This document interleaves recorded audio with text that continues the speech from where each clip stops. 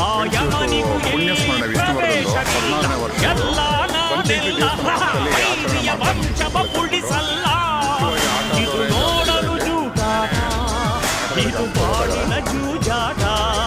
ಮನಶಾಂತಿಯ ಹುಡುಕಾಟ. ಅವ್ರಿಗೆ 14ನೇ ವರ್ಷ ಪುಣ್ಯಸ್ಥಿತಿ ತಿಂಡಿ ಊಟ ಎಲ್ಲ ಇವತ್ತು ಕೊಡ್ತಾ ಇದ್ದಾರೆ ಜನಗಳಿಗೆ. ಆಟೋ ಡ್ರೈವರ್ಗಳು ಸೇರ್ಕೊಂಡೆಲ್ಲ ಮಾಡ್ತಾ ಇದ್ದಾರೆ. ನೋಡಿ ಅನ್ನದಾನ ನಡೀತಾ ಇದೆ.